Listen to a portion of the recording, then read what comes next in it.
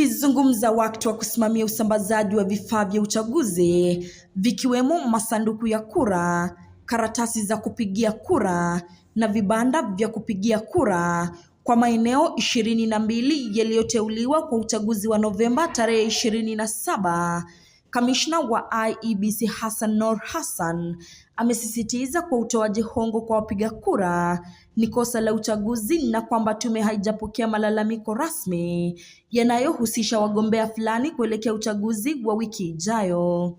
Jumla ya makasha 39 yaliyofungwa na kuwa na masanduku ya kura, karatasi za kupigia kura, vibanda vya kupigia kura pamoja na vifaa vingine muhimu vilitumwa siku ya Ijumaa asubuhi kutoka ghala kuu la serikali eneo la Industrial Area kwenda katika vituo 22 vya uchaguzi ambako zoezi hilo litafanyika.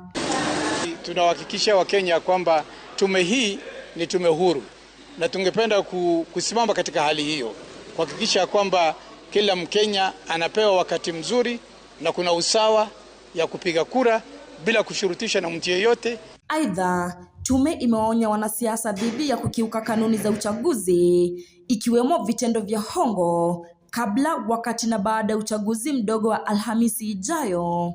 Ningependa kuambia wakaaji wa Kasipul, Kabondo ya kwamba usalama imeimarishwa. Tumepewa ahadi na Inspector General wa Police katika mkutano tuliokuwa na yeye wiki iliyopita, na kila mtu atapiga kura yake bila tatizo yoyote. Hadi sasa jumla ya uchaguzi mdogo 23 unatarajiwa kufanyika katika maeneo mbalimbali nchini, ukiwemo uchaguzi mmoja wa useneta, 6 za ubunge na 16 za uwakilishi wadi. Nikiripotia mtazamo wa Dira Runinga ya Tandao, jina langu ni Florence Simiyu.